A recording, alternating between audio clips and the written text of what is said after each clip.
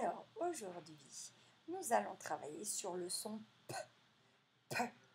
Et le son P se fait avec l'alpha, le perroquet. Le perroquet parle en postillonnant. Ça veut dire que quand il parle, il envoie plein de postillons, ces petites gouttes de salive. Alors, le mot aujourd'hui, ça va être le pull. En voici un pull. On met un pull pour avoir chaud l'hiver, car en France, il fait très très froid. Il fait souvent 0 degré, même des fois il fait moins de 0 degré.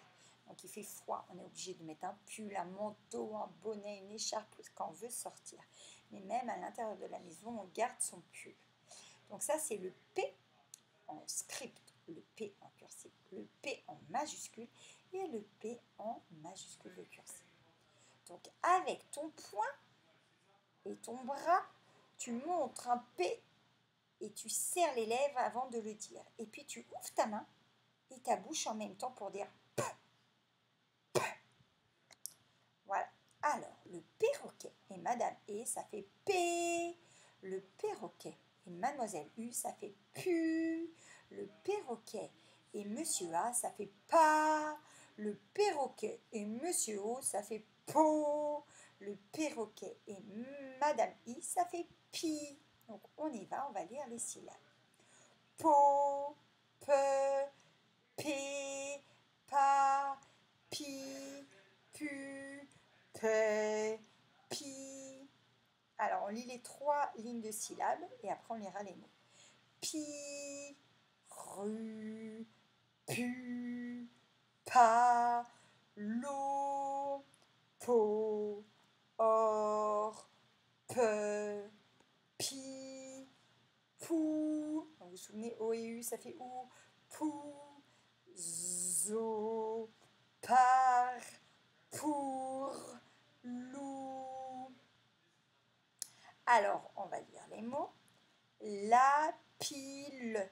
La pile. Alors, une pile, ça peut être comme une batterie qu'on met dans un appareil électrique pour qu'il fonctionne, ou sinon, ça peut être la pile de livres.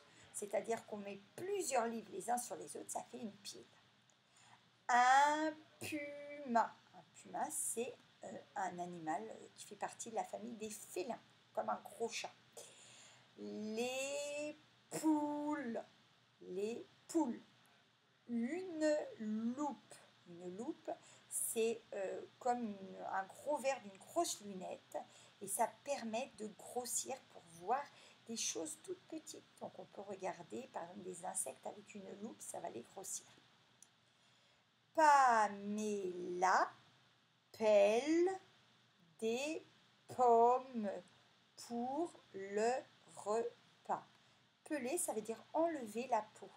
Donc Pamela, c'est une fille, elle enlève la peau des pommes. Hugo a appelé Lily car sa poupée est au sol. O, ça va être un mot que vous allez devoir apprendre aujourd'hui et ça s'écrit A et U. Donc il faut savoir que A et U se prononcent O. On le verra plus tard dans l'année. Mais O, quand vous entendez O, par exemple, aller au cinéma, aller au supermarché, aller au Canada, jamais on ne mettra la lettre O. On mettra toujours AU. On ne peut pas mettre la lettre O qui se balade au milieu des mots. O, c'est une lettre, ce n'est pas un mot. Donc le mot O, c'est AU. Donc c'est un mot outil qu'il faut connaître et qu'on utilisera souvent. Aux États-Unis, au Canada, au Bénin, au Zaïre. Donc on met OAU devant certains noms de pays et aussi devant des lieux. Au cinéma, au sol. Papy est à la pêche.